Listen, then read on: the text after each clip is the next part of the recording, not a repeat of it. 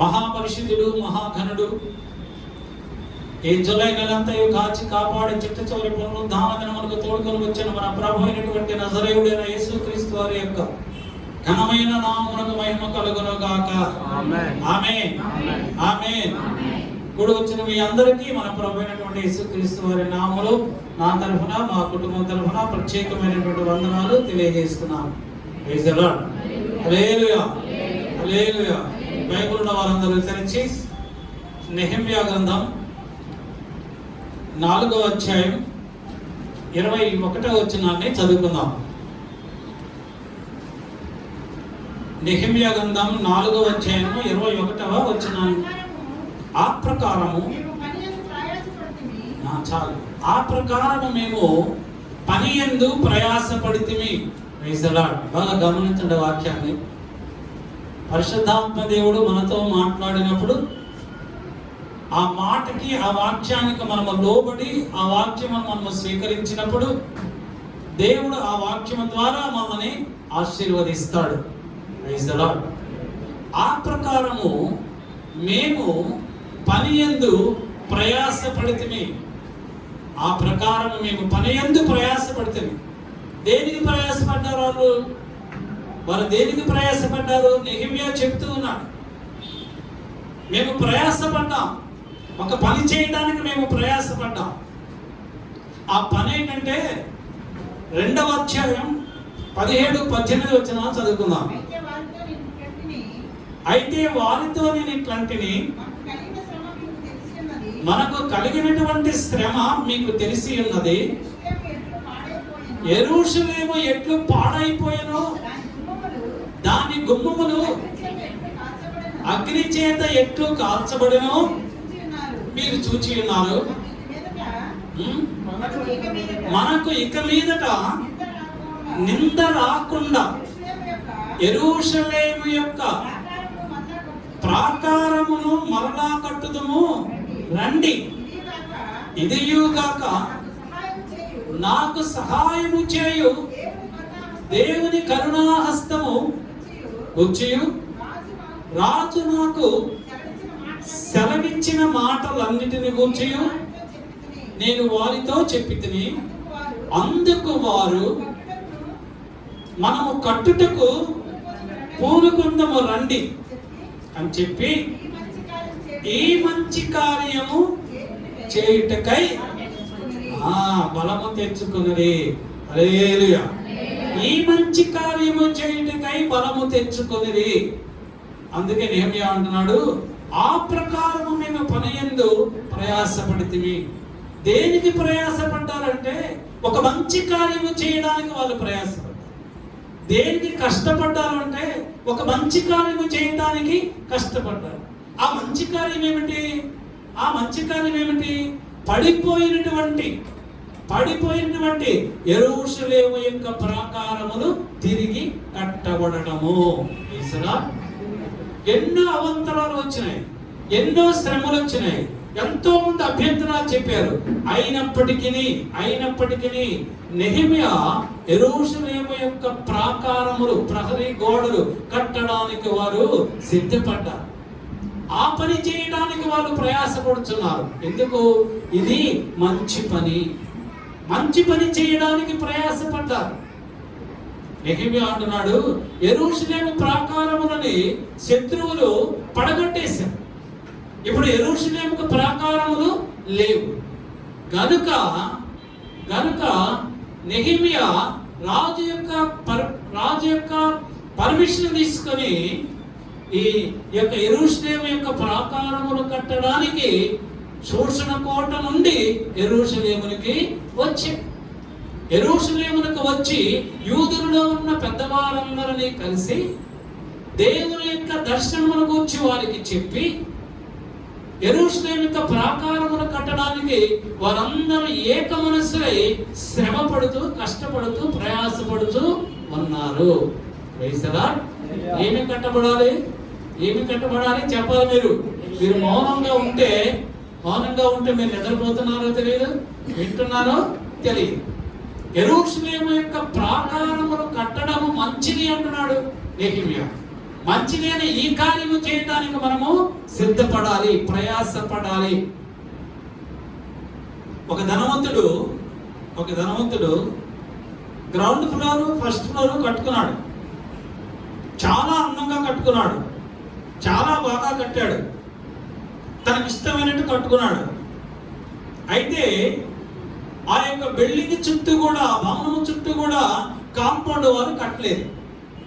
ఏం కట్టలేదు? కాంపౌండ్ వారు కట్టలేదు. బిల్డింగ్ చాలా అందంగా కట్టుకున్నాడు, కాంపౌండ్ వాళ్ళు మాత్రం కట్టరా. కాంపౌండ్ వాళ్ళు కట్టకపోతే ఏమవుతుంది? బిల్డింగ్ ఏమైనా పడిపోతే? కట్టిన బిల్డింగ్ యొక్క అందం ఏమన్నా పోతే? ఆయన స్టేటస్ ఏమైనా పోతుందా? చెప్పండి, పోదు కదా. అయితే ఆ బిల్డింగ్ చుట్టూ కూడా కాంపౌండ్ వాళ్ళు కట్టలేదు కనుక కాంపౌండ్ వాళ్ళు లేకపోతే ఏమవుతుంది? నాకు చెప్పాలి. కాంపౌండ్ వాళ్ళు కట్టకపోతే ఏమవుతుంది? ఆ ఇంట్లోనికి ఏమొస్తాయి? పందులు వస్తాయి. వస్తాయా? పందులు వస్తాయి, గేదెలు వస్తాయి, పురుగులు వస్తాయి, పాములు వస్తాయి, పిచ్చి మొక్కలు మొలుస్తాయి. అశుద్ధంగా ఉంటుంది, అపవిత్రంగా ఉంటుంది, చూడటానికి అసహ్యకరంగా ఉంటాయి. వ్యర్థమైనవన్నీ అందులోకి వస్తాయి కదా. అది చూడటానికి అసహ్యకరంగా ఉంటుంది. నువ్వు ఎంత అందంగా బిల్డింగ్ కట్టుకున్నా, నువ్వు కట్టుకున్న బిల్డింగ్ అన్నింటి సెంట్రల్ ఏసీ పెట్టుకున్నా, చుట్టూ ప్రాకారము లేకపోతే, చుట్టూ కాంపౌండ్ వాళ్ళు లేకపోతే నీళ్ళంతా కూడా అపరిశుద్ధంగానే ఉంటది. వచ్చిన వాళ్ళందరూ కూడా ఆ యొక్క అపరిశుద్ధతను బట్టి వేలెత్తి నిన్ను చూపిస్తారు. అదే కాంపౌండ్ వారు ఉంటే చక్కగా ఉంటది. ఏ పందులు రావు, ఏ పాములు రావు, ఏ తేళ్లు రావు, ఏ బండగబ్బలు రావు, ఏ పిచ్చి మొక్కలు మొలవు. చూడటానికి అందంగా ఉంటది. మనకు నచ్చినటువంటి మొక్కలు అందరూ వేసుకోవచ్చు, చక్కగా ఉంటది. కనుక ఒక ఇంటికి ప్రాకారములు ఎలాగా కావాలో, ఒక ఇంటికి కాంపౌండ్ వాళ్ళు ఎలాగా కావాలో, అలాగానే ప్రతి క్రైస్తవునికి కూడా ఒక ప్రాకారము ఉండాలి. ప్రతి క్రైస్తవునికి కూడా వారి జీవితానికి ఒక ప్రాకారం ఉండాలి, ఒక గోడ ఉండాలి. వారి చుట్టూ గిరిగీసుకుని ఒక గోడ ఉండాలి. ఆ గోడ ఉంటేనే ఆ కుటుంబం ఆశీర్వదింపబడతారు. ఎప్పుడైతే ప్రాకారము నీ చుట్టూ లేదో, అంటే దేవుని యొక్క ఆజ్ఞలను నువ్వు పాటించడం లేదు, దేవుని యొక్క కృప నీకు ఉండదు. ఆ ప్రాకారము లేకపోతే, నీ చుట్టూ ప్రాకారం అనేటువంటి గోడలు లేకపోతే నీ జీవితంలోనికి, నీ మనస్సులోనికి, నీ హృదయంలోనికి అపవిత్రత వస్తుంది, అపరిశుద్ధత వస్తుంది, సైతాను ఆలోచనలు వస్తాయి, సైతాను క్రియలు వస్తాయి, పాములు వస్తాయి, దొంగలు వస్తాయి, తేళ్లు వస్తాయి, సకల కల్మషములన్నీ కూడా నీ హృదయంలోనికి వస్తాయి, నీ జీవితంలోనికి వస్తాయి.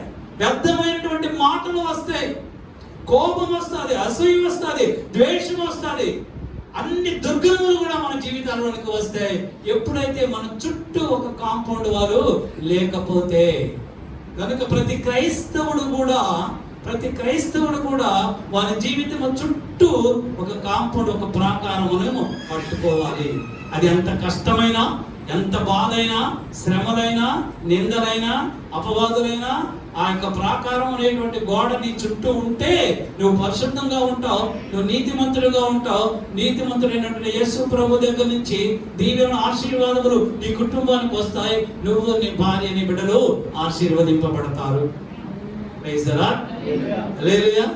మరి మన అందరం మన ఇంటి చుట్టూ ఒక ప్రాకారము కట్టుకున్నాం. ఎవరైతే ప్రాకారం కట్టుకుంటారో వారి దగ్గరికి ఏ అపవిత్రత కూడా రాదు. అది కట్టుకోలేదనుకో అది పడిపోతుంది. ఇప్పుడు యెరూషలేము యొక్క గోడలు పడిపోయాయి, శత్రువులు పడేశారు. అలాగనే మన జీవితాలలో మనము కూడా ఒక్కొక్కసారి లోకాన్ని ప్రేమించి, లోకస్తులను ప్రేమించి, ఒక్కొక్కసారి మన యొక్క ప్రాకారం అనేటువంటి మన కాంపౌండ్ వాళ్ళు పడిపోతారు. ఎప్పుడైతే మానవుడు, క్రైస్తవులు స్వార్థం పెరిగిపోయిందో అప్పుడు ప్రాకారములు కూలిపోతాయి. ఎప్పుడైతే కోపము, అసూయ, ద్వేషము మన ఇంటిలోనికి, మన గృహంలోనికి వచ్చుతో అప్పుడు ప్రాకారపు గోడలు కూలిపోయినట్లే. అవి రాకుండా మనం కట్టుకోవాలి. ఎందుకంటే కొరింథీయులకు రాసినటువంటి మొదటి పత్రిక 3వ అధ్యాయం 16వ వచనములో అపోస్తలుడు పౌలు అంటున్నాడు, మీ దేహము దేవుని ఆలయమనియు దేవుని ఆత్మ మీలో నివసించుచున్నదనియు మీరు ఎరుగరా? దేవుని యొక్క ఆత్మ మనలో ఉన్నది. మన దేహము దేవుని యొక్క ఆలయం, దేవుని యొక్క ఆత్మ మనలో ఉన్నది. కనుక ఈ దేహం అనేటువంటి ఆలయము చుట్టూ కూడా మనం కంచె వేసుకుంటే, పరిశుద్ధాత్మ అనేటువంటి కాంపౌండ్ వారు మనం కట్టుకుంటే మనం పరిశుద్ధంగా ఉంటాం. ఏ అపరిశుద్ధత మన దగ్గరికి ధరించేయరదు. హల్లెలూయా, హల్లెలూయా, హల్లెలూయా. 2వ కొరింథీయులకు రాసినటువంటి పత్రిక 11వ అధ్యాయం 23 నుంచి 27 వచనాల వరకు చదువుకుందాం. వెరివాని వలె మాట్లాడుచున్నాను, నేను మరి ఎక్కువగా క్రీస్తు పరిచారకుడును మరి విశేషముగా ప్రయాసపడితిని. చాలు చాలు చాలు. మరి విశేషముగా ప్రయాసపడితిని అపోస్తలుడు పౌలు అంతా మాట్లాడుతున్నాడు. దేంట్లో ప్రయాసపడ్డాడు? దేని కొరకు కష్టపడ్డాడు? తన కొరకు కష్టపడ్డాడా? తన కుటుంబం కొరకు కష్టపడ్డాడా? లేదు లేదు. దేని కొరకు కష్టపడ్డాడు? ప్రభు కొరకు కష్టపడ్డాడు. ప్రభు కొరకు ప్రయాసపడ్డాడు. ప్రభు సువార్త ప్రకటించడానికి ప్రయాసపడ్డాడు. ప్రభు తనతో ఏమి మాట్లాడాడో ఆ మాటలను నెరవేర్చడానికి ప్రయాసపడ్డాడు. అవి కష్టాలైనా, బాధలైనా, ఇరుకులైనా, ఇబ్బందులైనా, నదులైనా, సముద్రములైనా, అది ఆకలైనా, భయంకరమైనటువంటి కొరడ దెబ్బలైనా, అది ఏదైనప్పటికీ కూడా వాటన్నింటిని కూడా సహించి ఓర్చుకొని ప్రయాసపడి ప్రభు కొరకు జీవించాడు. ప్రభు సువార్త కొరకు మనము ప్రయాసపడాలి. దేని కొరకు ప్రయాసపడాలా? ప్రభు సువార్త కొరకు నువ్వు ప్రయాసపడితే దేవుడు నిన్ను ఆశీర్వదిస్తాడు.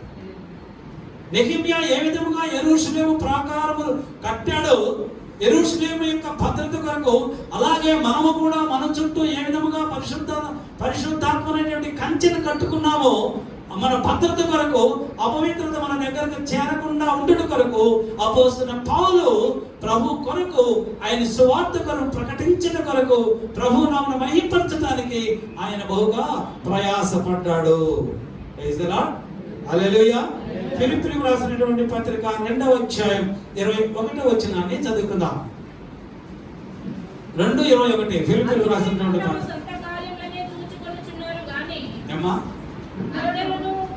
అందరూ తమ సొంత కార్యములనే చూచుకొనుచున్నారు గాని యేసుక్రీస్తు కార్యములను చూడరు. చాలు. అందరూ కూడా, మనం అందరము కూడా మన సొంత కార్యములనే చూసుకుంటున్నాం. కానీ మన ప్రభు అయినటువంటి, మన అపోస్తలుడైనటువంటి పౌలు ఏ కార్యములు చూశాడు? ఏ కార్యములు చూశాడు? ప్రభు కార్యములు చూశాడు. ప్రభు కార్యములు చూసినటువంటి అపోస్తలుడైన పౌలుకి తన సొంత కార్యములు చూసుకోలేదా? తన సొంత కార్యములు చూసుకున్నాడు కదా. పౌలు అంటాడు,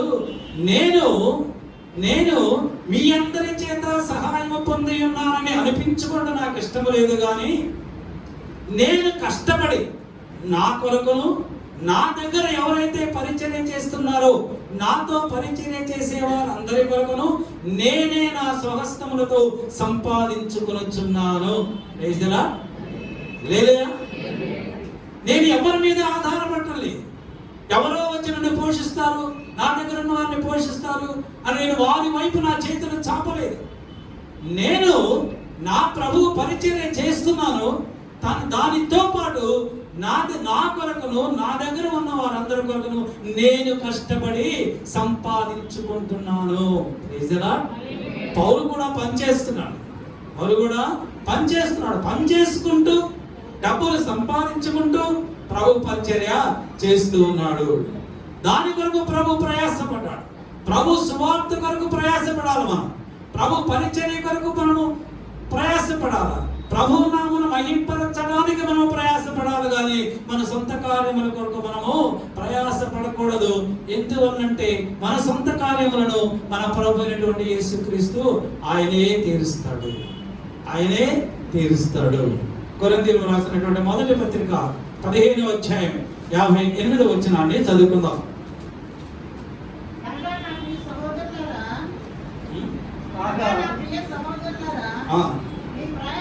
మీ ప్రయాసము ప్రభువునందు వ్యర్థము కాదని ఎరిగి స్థిరులను కదలని వారును ప్రభు కార్యాభివృద్ధి యందు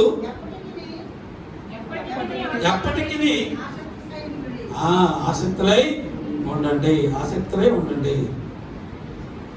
మీ ప్రయాసము ప్రభువునందు వ్యర్థము కాదని ఎరిగి స్థిరులను కదలని వారునై ఉండమంటున్నాడు. మన ప్రయాస ప్రభువు కొరకు, ఆయన నామను మహింపరచడానికి, ఆయన స్వార్థ ప్రకటించడానికి నువ్వు ప్రయాసపడితే, నువ్వు కష్టపడితే ప్రభు అంటున్నాడు నువ్వు స్థిరంగా ఉంటావు, నువ్వు కదలని వారుగా ఉంటావు, నీకు కావలసినవన్నీ కూడా ప్రభువు సమకూరుస్తాడు.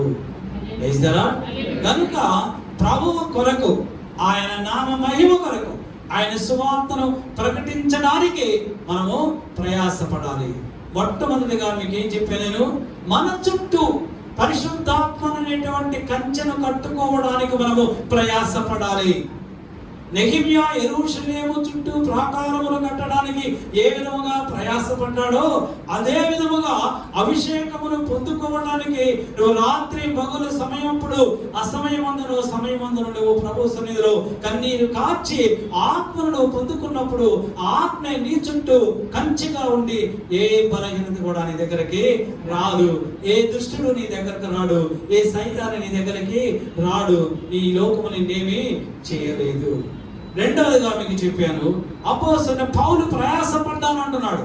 దేనికి ప్రయాసపడ్డాడంటే ప్రభు సువార్త కొరకు ప్రయాసపడ్డాడు, ఆయన నామమునకు మహిమకరముగా జీవించడానికి ప్రయాసపడ్డాడు. మూడవదిగా సామెతల గ్రంథం 23వ అధ్యాయం 4-5 వచనాలు చదువుకుందాం. ఐశ్వర్యము పొంద ప్రయాసపడకము, నీకు అంటే అభిప్రాయము కలిగినను దానిని విడిచిపెట్టాయి. నీవు దాని మీద దృష్టి నిలిపిన తోడనే అది లేకపోవును. సొలొమోను మహారాజు అంటున్నాడు, ఐశ్వర్యము పొంద ప్రయాసపడదు. ప్రభు స్వార్థ ప్రకటించడానికి ప్రయాసపడు, పరిశుద్ధాత్మ అభిషేకం పొందుకోవడానికి ప్రయాసపడు, కానీ డబ్బు సంపాదించుకోవడానికి మాత్రం నువ్వు ప్రయాసపడవద్దు. అట్టి అభిప్రాయము కలిగినను దాన్ని విడిచిపెట్టు. నీవు దాని మీద దృష్టించిన ఎడల ఆయన ఎదనుండి డబ్బు సంపాదించాలని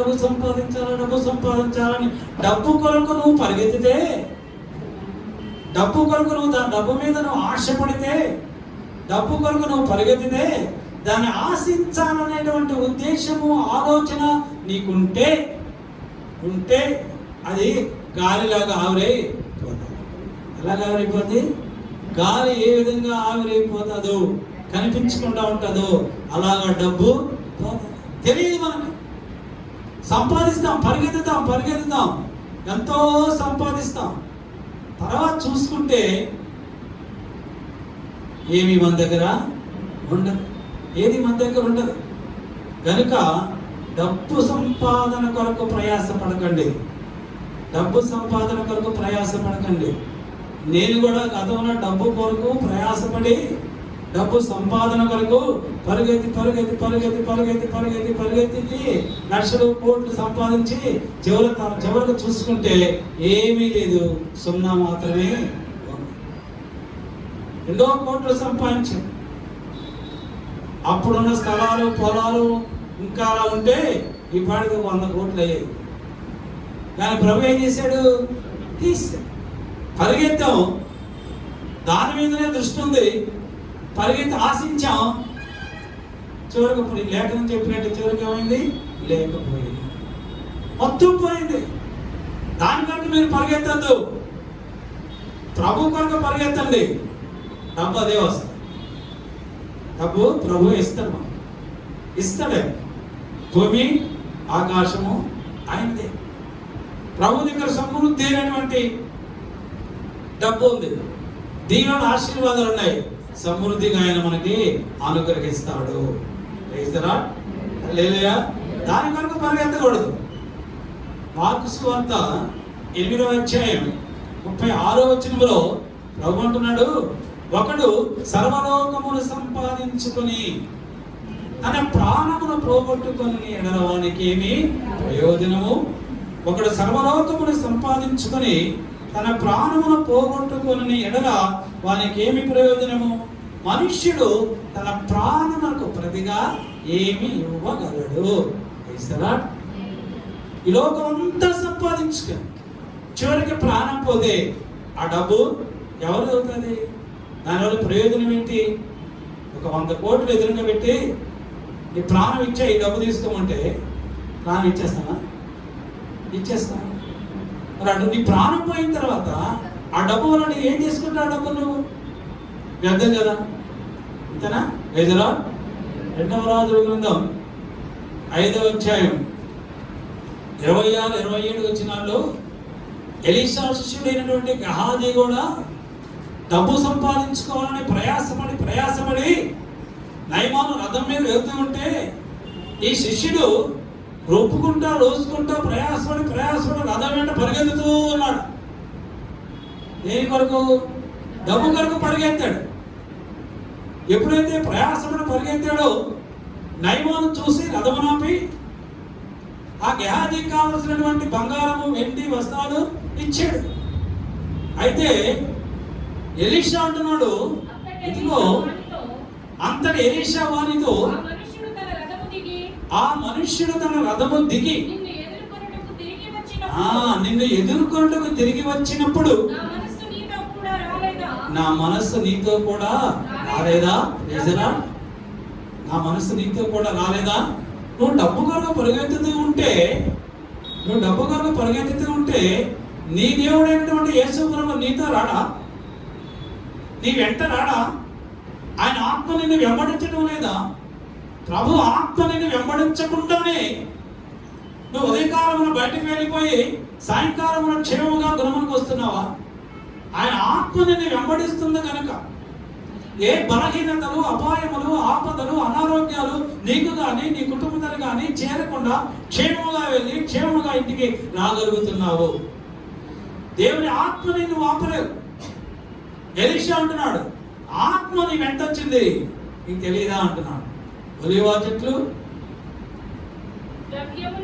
ద్రవ్యమును, వస్త్రములను, ఒలీవ చెట్ల తోటలను, ద్రాక్ష తోటలను, గొర్రెలను, ఎడ్లను, దాసీలను సమకూర్చుకున్నటకు ఇది సమయమా? ఎలీషా గెహాజీగా ఉంటున్నాడు. గెహాజీ, ఇది సమయమా నువ్వు సంపాదించుకోవడానికి? నీకెందుకు? నువ్వు నా దగ్గర ఉన్నావు కదా, నాకు పరిచయం చేస్తున్నావు కదా, నేను అన్ని చూసుకుంటాను కదా, నువ్వెందుకు దాని కొరకు పరిగెత్తావు? నువ్వు ఆశించకూడని దానిని నువ్వు ఆశించాలని నీ హృదయములో కోరిక పుట్టింది. కోరిక పుట్టి ఏం చేసావు? దాన్ని నువ్వు తీసుకున్నావు కనుక ఆశించటం తప్పు, ఆశించిన తరువాత దాన్ని తీసుకోవడము తప్పు, ప్రభుకి వ్యతిరేకమైనది. తీసుకున్నాడు కనుక ఎలీషా అంటున్నాడు, ఏ వ్యక్తి అయితే కుష్ఠవ్యాధి స్వస్థత పొందుకొని ఆరోగ్యం పొందుకొని తిరిగి వెళ్తున్నాడు, అతడు విడిచిపెట్టినటువంటి ఆ కుష్టి వ్యాధి నీకును, నీ కుటుంబానికి, నీ సంతతికి సర్వకాలము అంటే తరతరములుగా వస్తుంది.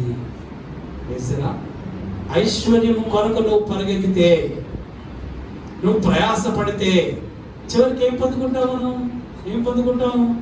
కుష్టి వ్యాధిని పొందుకుంటావు. అంటే కుష్టి వ్యాధిని పొందుకోవడం అంటే ఎడారి జీవితం వంటి జీవితం, కష్టాలతో కూడినటువంటి జీవితం. అనారోగ్యములతో కూడినటువంటి జీవితము, ఫలభరితము కానటువంటి జీవితము, అటువంటి జీవితాన్ని మనము పొందుకుంటాము. యెహోషువ గ్రంథం 7వ అధ్యాయం, యెహోషువ గ్రంథం 7వ అధ్యాయంలో అక్కడ దేవుడైనటువంటి యెహోవా యెహోషువతో చెబుతున్నాడు. ఏమని చెబుతున్నాడు? యెహోషువ, నీవు యెరికో పట్టణమునకు వెళ్ళు, ఆ పట్టణాన్ని నేను నీకు నీ స్వాధీనం చేస్తాను, ఆ పట్టణాన్ని నీకు స్వాధీనం చేస్తాను. అయితే ఆ పట్టణములో ఉన్నవన్నీ కూడా మనుషులు, పశువులు, సంపద అంతా శపించబడింది కనుక మీరు దానిలో నుంచి ఏది కూడా మీరు తీసుకోవద్దు, మీరేమి ఆశించద్దు. ఆ పట్టణం శపించబడినటువంటి పట్టణము, మీరు దాన్ని దేన్ని ఆశించవద్దు. ఒకవేళ ఆశిస్తే దానికి శిక్ష ఏంటంటే మరణమే. అయితే ఆకాన్ అనేటువంటి వ్యక్తి ఆ యెరికో పట్టణములో చూచి ఆయనకి నచ్చింది. ఏంటి? ఒక శ్రీనార వస్త్రము, 200 తులముల వెండి, 50 తులముల బంగారం, వీటిని చూశాడు. అక్కడ రాయబడుతుంది, చూచి వాటిని ఆశించి తీసుకున్నాడు. వాటిని చూచాడు, ఆశించాడు, తీసుకున్నాడు. దేవుడు ఏం చెప్పాడు? చూడొద్దు, నువ్వు ఆశించొద్దు, నువ్వు తీసుకోవద్దు. తీసుకుంటే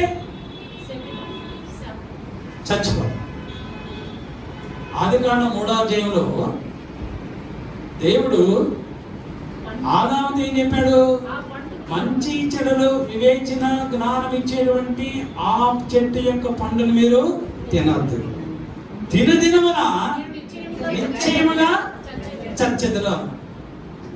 తినద్దు, తింటే మాత్రం మీరు నిశ్చయముగా చచ్చిపోతారు అన్నాడు. అయితే 3వ అధ్యాయం రాయబడుతుంది, ఆదాము అవ్వ ఇద్దరు వెళ్ళారు చెట్టు దగ్గరికి. అవ్వ దాని పండును చూచి, అది రమ్యముగా ఉన్నదని, అందంగా ఉన్నదని దాన్ని చూచి, దాన్ని ఆశించి ఆ పండుని తిన్నది. దేవుడు ఏమన్నాడు? మీరు తినద్దు, తింటే చచ్చిపోతారు అన్నాడు.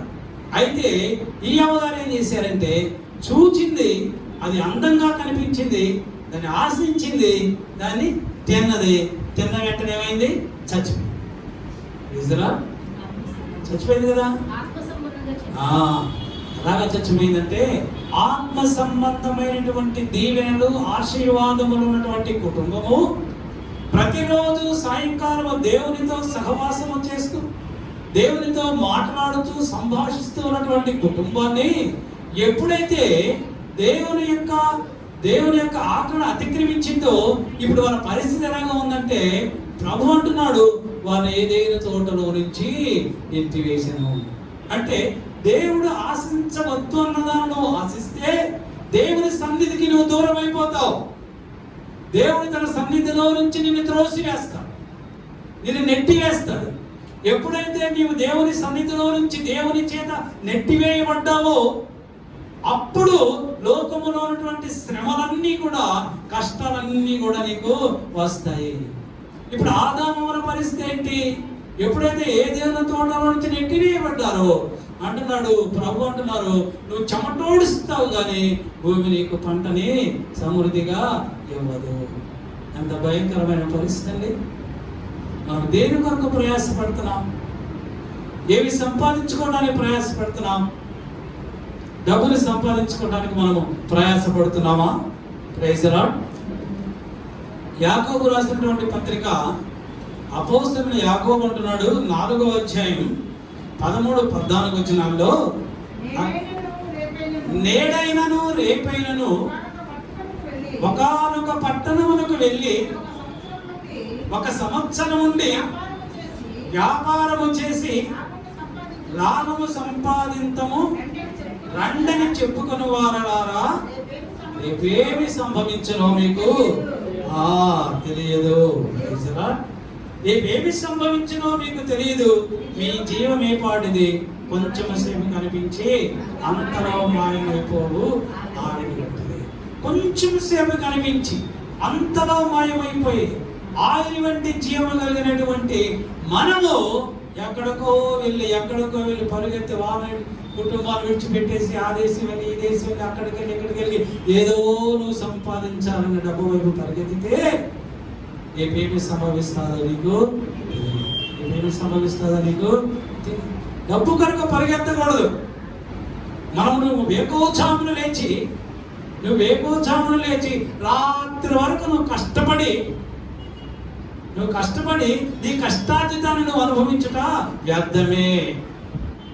దేవుడు ఇస్తాడు, ప్రభు ఇస్తాడు. ప్రభు ఇచ్చినది నువ్వు అనుభవిస్తే నీకు దీవెన ఆశీర్వాదం. ప్రభు ఎప్పుడు ఇస్తాడు? తన ప్రియులు నిద్రించుతుండగా ఆయన వారికి అనుగ్రహిస్తాడు. నువ్వు పరిగెత్తినంత మాత్రాన నీ యొక్క ఆలోచనలన్నీ పెట్టి రకరకాల ఆలోచనలు చేస్తారు కొంతమంది.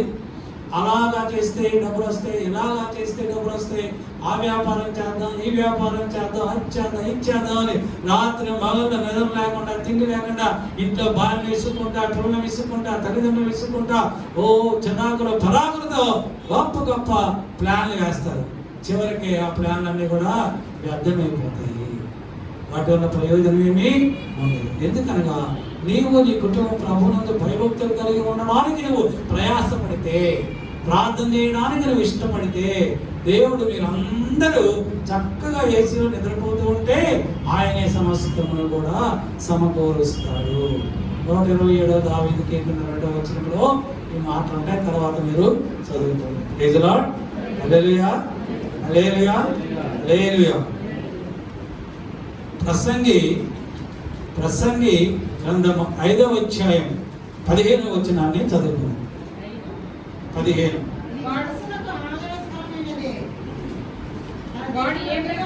వాడు ఏ ప్రకారముగా తల్లి గర్భము నుండి వచ్చినో ఆ ప్రకారముగానే తాను వచ్చినట్టే దిగంబరిగానే మరలా పోను.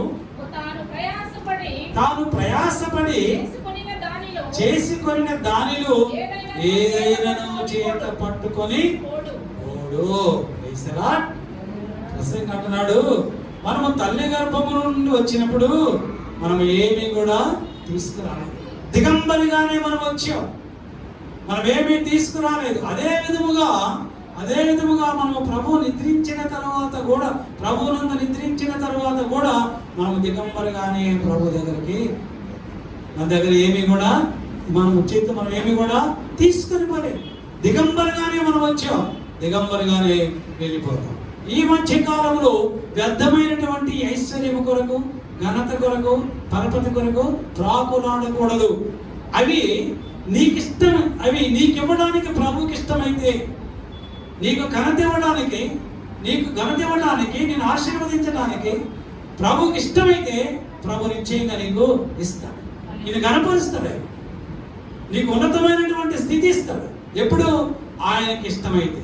నేను ఫలానా బ్రదర్కి, ఫలానా కుటుంబానికి నేను ఉన్నతమైనటువంటి స్థితి ఇవ్వాలి, ఘనత ఇవ్వాలి, హోదా ఇవ్వాలి, పరపతి ఇవ్వాలి అని అనుకుంటే ప్రభు అనుకోవాలి. మనం అనుకుంటే కాదు సుమా, మనం అనుకుంటే కాదు. ప్రభు అనుకుంటే ప్రభు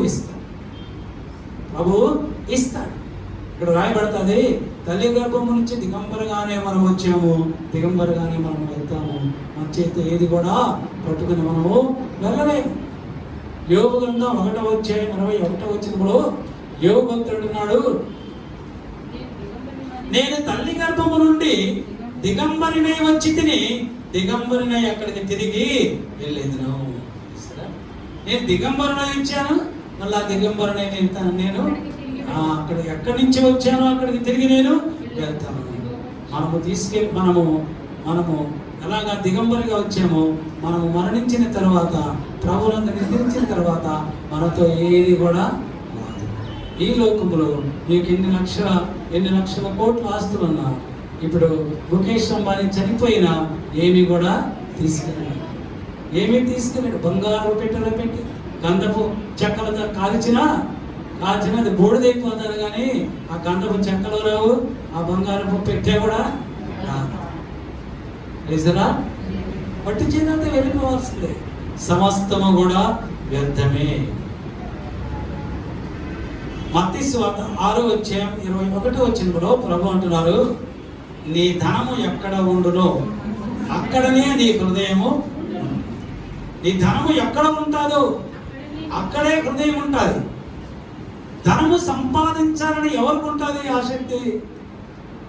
ధనము సంపాదించాలని ఎవరికి ఉంటుంది ఆసక్తి అంటే ఎవరికైతే విగ్రహారాధన చేస్తారో వారికి ధనాపేక్ష ఉంటుంది. దేవుని బిడ్డలకు ధనాపేక్ష ఉండదు. లేదురా ఎక్కడికి చెప్పండి.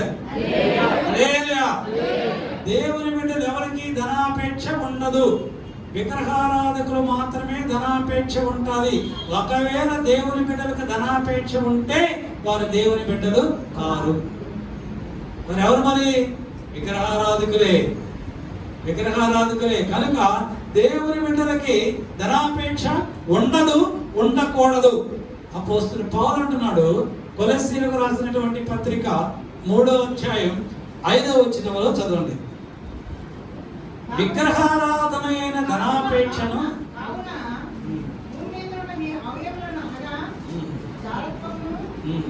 అవన్నీ వదిలేము. విగ్రహారాధనైన ధనాపేక్షను చంపివేయండి అంటున్నాడు. మనలో ఒకవేళ ధనాపేక్ష ఉంటే దానిని మీరు చంపివేయండి. ఎందుకంటే ఈ ధనాపేక్ష దురాశను కలుగు చేస్తుంది. మనిషినికి దురాశ కలుగు చేస్తుంది.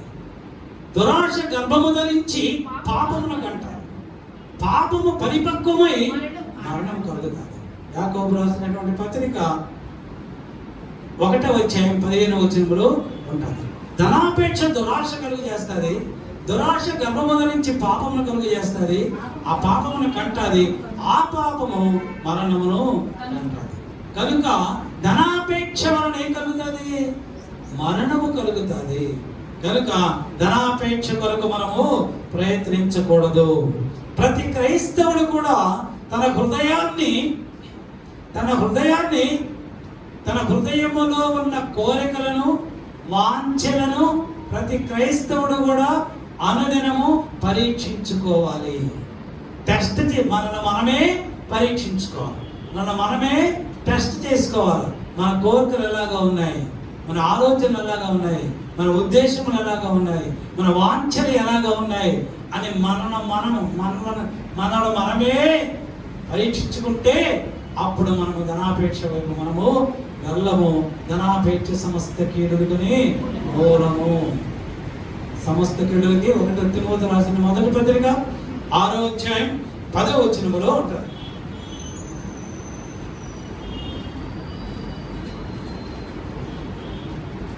ధనాపేక్ష సమస్త కీడులకి మూలము. అందుకే అపోస్తలుడు పౌలు అంటున్నాడు, తిమోతికి రాసిన మొదటి పత్రిక 6:11 చదవండి. దైవజనుడా, నీవైతే వీటిని విసర్జించి, వీటిని అంటే ధనాపేక్షను విసర్జించి ఏం చేయమన్నాడు? భక్తిని, నీతిని, ప్రేమను, విశ్వాసమును, ఓర్పును, సాత్వికమును సంపాదించుకొనుటకు ప్రయాసపడు. తిమోతి నా కుమారుడా, నువ్వు ప్రయాసపడు. దేనికి ప్రయాసపడతావు అంటే ధన వ్యామోహము కొరకు కాదు, ధనాపేక్ష కొరకు కాదు, కానీ నీతిని, భక్తిని, విశ్వాసమును, ప్రేమను, ఓర్పును, సాత్వికమును సంపాదించుకోవడానికి నువ్వు ప్రయాసపడు. ఎవరైతే వీటన్నిటిని సంపాదించుకుంటారో, వీటన్నిటిని కలిగి ఉంటారో దేవుడు వారికి సర్వ సమృద్ధి కలుగజేస్తాడు. వారు ఊహించిన దానికన్నా, వారికి కావలసిన దానికన్నా, వారికి అవసరమైన దానికన్నా మరి శ్రేష్టమైనటువంటి, మరి ఎక్కువ ఉన్నతమైనటువంటి స్థితి, మరి ఎక్కువ డబ్బులు ఇస్తారు. మరి ఎక్కువ డబ్బులు ఇస్తారు. కనుక మనం దేని వరకు ప్రయాసపడాలంటే నీతిని, భక్తిని, విశ్వాసమును, ప్రేమను, ఓర్పును, సాత్వికమును సంపాదించుకోవడానికి ప్రయాసపడాలి. చివరిగా అపోస్తలుడు పౌలు రాసినటువంటి కొరింథీయులకు రాసినటువంటి మొదటి పత్రిక 14వ అధ్యాయం 1వ వచనాన్ని చదువుకుందాం. ప్రేమ కలిగి ఉండుటకు ప్రయాసపడుడి. ఆత్మ సంబంధమైన బలములను ఆసక్తితో ఉపేక్షించుడి. చాలు. అపోస్తలుడు పౌలు అంటున్నాడు చివరిగా దేనికి ఒక ప్రయాసపడమంటున్నాడు? ప్రేమ కలిగి ఉండుటకు ప్రయాసపడుడి. ఆత్మ సంబంధమైనటువంటి వరములను ఆసక్తితో అపేక్షించుడి. అంటే ఆత్మ సంబంధమైన వరములు పొందుకోవడానికి ప్రయాసపడాలి. తర్వాత ప్రేమ కలిగి ఉండడానికి ప్రయాసపడాలి. ఇది చాలా ప్రాముఖ్యమైనది. Praise the lord. హల్లెలూయా. ఎందుకు ప్రేమ కలిగి ఉండాలి అంటే అపోస్తలుడు పౌలే కొరింథీయులకు రాసినటువంటి మొదటి పత్రిక 4-5 వచనాలు అంటాడు, ప్రేమ దీర్ఘకాలము సహించును, దయ చూపించును, ప్రేమ మత్సరపడదు, ప్రేమ డమ్మముగా ప్రవర్తించదు, అది ఉప్పొంగదు, అమర్యాదగా ప్రవర్తించదు, స్వప్రయోజనములకు విచారించుకొనదు, త్వరగా కోపపడదు, అపకారమును మనస్సులో ఉంచుకొనదు. 8వ వచనం అంటాడు, ప్రేమ శాశ్వత కాలము ఉంటుంది. మన కుటుంబము ఆశీర్వదింపబడాలి అంటే, అభివృద్ధి చెందాలి అంటే, సమాధాన సంతోషములు కలిగి ఉండాలి అంటే, మన కుటుంబంలో ఏముండాలి అంటే ఒకరి ఎడల ఒకరికి ప్రేమ ఉండాలి. ఆ ప్రేమని మనము సంపాదించుకోవాలి. Praise the lord. ఆ ప్రేమ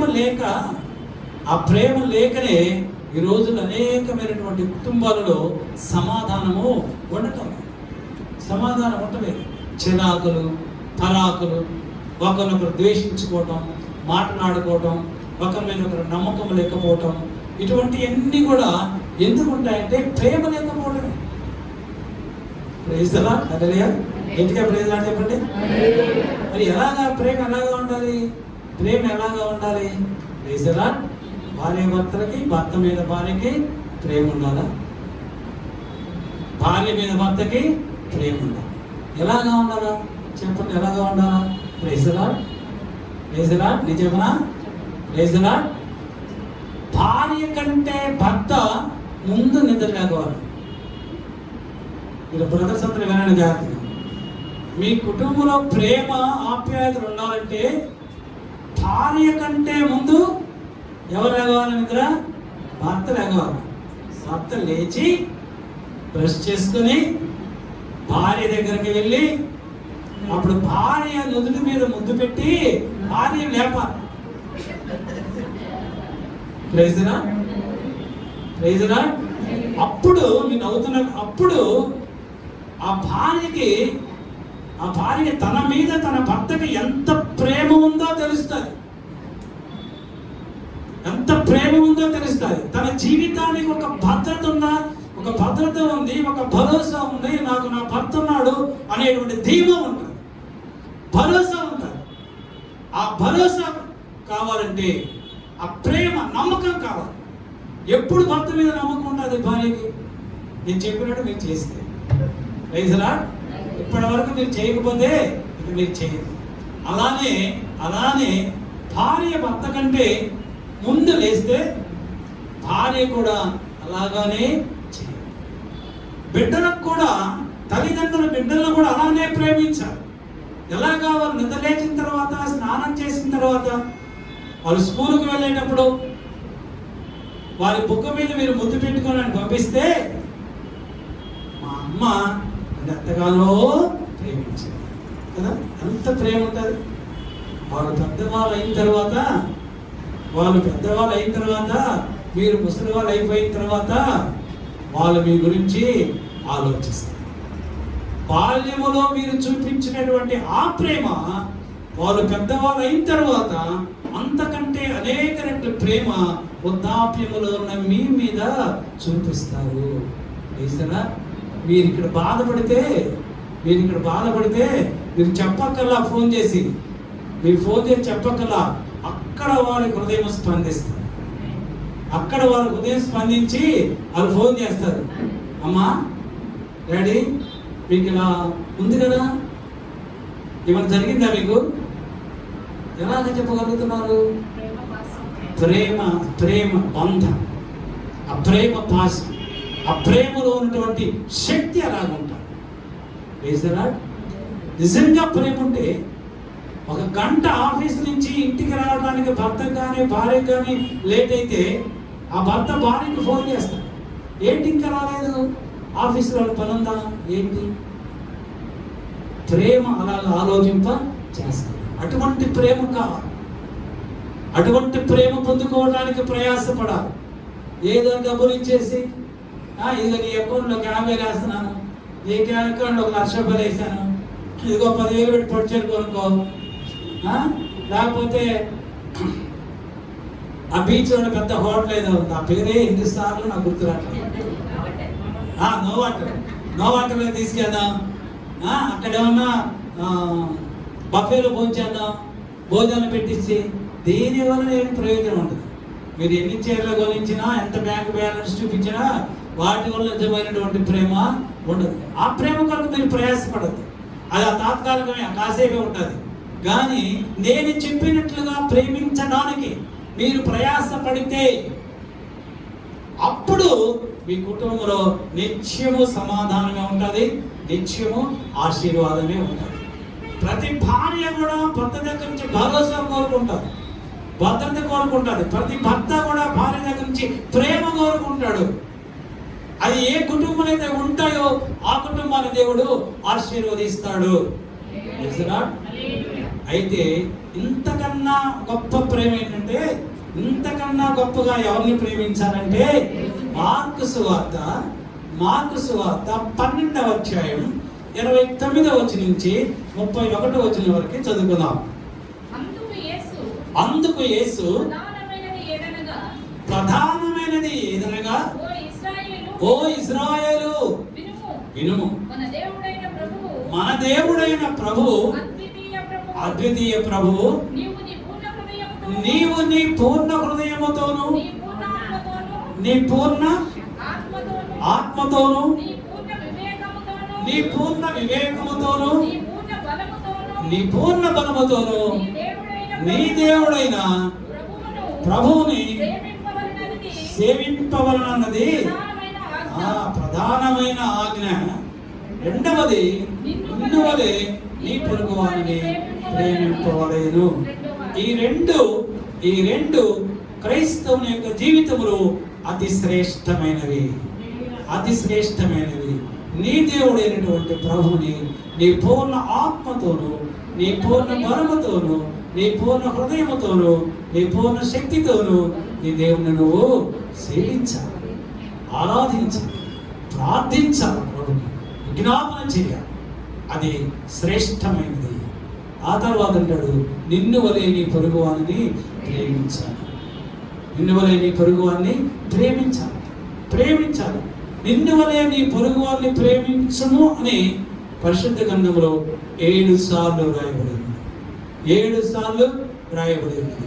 మొట్టమొదటిగా లేవికాండం 19వ అధ్యాయం 18వ వచనం, లేవికాండం 19వ అధ్యాయం 34వ వచనం, మత్తయి సువార్త 19వ అధ్యాయం 19వ వచనం, రోమాపత్రిక 13వ అధ్యాయం 8వ వచనం, మార్కు సువార్త 12వ అధ్యాయం 31వ వచనం, గలతీయులకు రాసినటువంటి పత్రిక 5వ అధ్యాయం 14వ వచనం, యాకోబు రాసినటువంటి పత్రిక 2వ అధ్యాయం 8వ వచనం.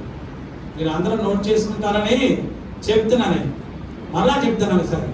లేవికాండం 19వ అధ్యాయం 18వ వచనం, 19వ అధ్యాయం 34వ వచనం, మత్తయి సువార్త 19వ అధ్యాయం 19వ వచనం, రోమాపత్రిక 13వ అధ్యాయం 8వ వచనం, మార్కు సువార్త 12వ అధ్యాయం 31వ వచనం, గలతీయులకు రాసినటువంటి పత్రిక 5వ అధ్యాయం 14వ వచనం, యాకోబు రాసినటువంటి పత్రిక 2వ అధ్యాయం 8వ వచనం.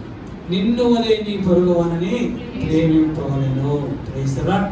మీరందరూ కూడా, మన సంఘంలో ఉన్న వారందరూ కూడా దేవుడు వారికి ఇచ్చినటువంటి వారి సామర్థ్యములను బట్టి ప్రేమిస్తున్నారనేది సత్యం. Praise the lord. లేదా మీరందరూ ప్రేమిస్తున్నారు, నాకు బాగా తెలుసు.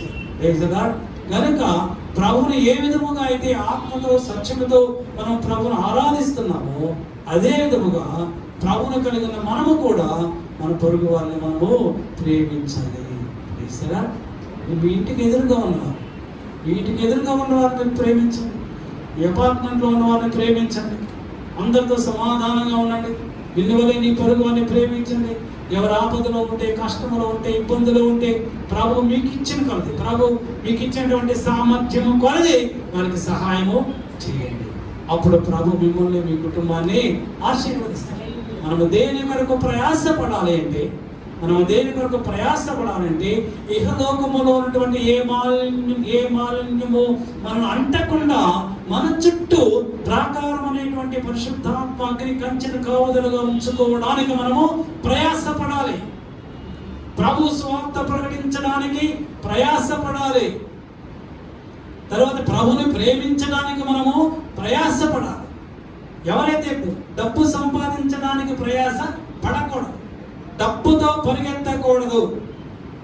దేనితో పరిగెత్తాలి అంటే ప్రేమను సంపాదించుకోవడానికి ప్రయాసపడి ప్రయాసపడి ప్రేమను సంపాదించుకోవాలి. క్రీస్తుని ఆరాధించడం నేర్చుకోవాలి. నిన్ను వలె నీ పొరుగు వారిని ప్రేమించడం నేర్చుకోవాలి. నీ చుట్టూ ఏ మాలిన్యము అంటకుండా పరిశుద్ధాత్మ కంచెను కాపుదలుగా ఉంచుకోవడానికి కావలసిన ప్రార్థన కొరకు నువ్వు ప్రయాసపడాలి. ప్రభు సువార్త కొరకు ప్రయాసపడాలి. ఇవన్నీ కూడా విన్నటువంటి ఈ వాక్యము మీ హృదయంలో భద్రపరచుకొని వాక్య ప్రకారం మీరు జీవించండి. ప్రభు సమృద్ధి అయినటువంటి దీవెనల ఆశీర్వాదములు నిండుగా మెండుగా మీపై కృమ్మరిస్తాడు.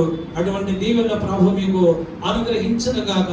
ఈ వాక్యం ద్వారా ప్రభు మిమ్మల్ని ఆశీర్వదించునుగాక. ఆమేన్. తల ఉంచండి, ప్రార్థన చేసుకుందాం.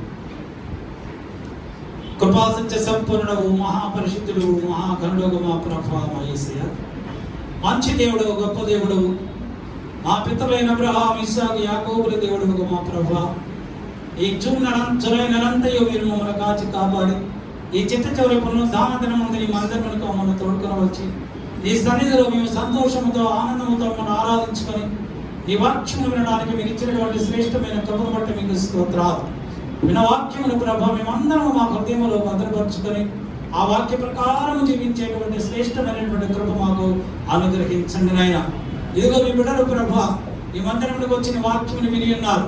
ఆ వాక్య ప్రకారం జీవించేటువంటి సమృద్ధి అయినటువంటి కృపని బిడ్డలకు మీరు అనుగ్రహించి సమృద్ధి అయినటువంటి దీవెనలు, ఆశీర్వాదములు మా సంఘ బిడ్డలందరికీ మీరు అనుగ్రహించండి నాయన. స్తోత్రాలు. ఇదిగో నీ బిడ్డలు వెలుచుండగా నీ బిడ్డకు నీ సన్నిధి తోడుగా ఉంచునైనా క్షేమకర్మగా వారి గొరములకు వెళ్ళటకు కృపదాయ చేయండి. మీరు ఈ సకల ఘనత మహిమ ప్రభావంలో పొందుకున్నాం. యేసుక్రీస్తు శ్రేష్టమైన నామమును బట్టి అడుగుతూ వేడుకొని పొందుకుని ఉన్నాం మా పరలోకపు తండ్రి. ఆమేన్. ఆమేన్. మన పరమ తండ్రి అయినటువంటి దేవుని ప్రేమ, మన ప్రభువును రక్షకుడైన యేసుక్రీస్తు వారి యొక్క గొప్ప రక్షకుడు, పరిశుద్ధాత్మ దేవుని కన్యోని సహవాసము సన్నిధి కూడుతున్న సంఘటనలందరికీ, ఇక్కడ రాలేకపోయిన వారందరికీ, వాక్యమును ప్రకటించిన దైవజనుల వారి కుటుంబములను, యూట్యూబ్ ద్వారా వాక్యం వింటున్న వారందరికీ ఇప్పుడు ప్రభు రాకడ పర్యంతము సదాకాలము తోడైండుగాక. ఆమేన్. ఆమేన్. ఆమేన్. హల్లెలూయా. హల్లెలూయా. హల్లెలూయా. Praise the lord. Praise the lord. Praise the lord. ప్రార్థన వస్తు కావాల్సిన వారు ప్రార్థన చేస్తారు.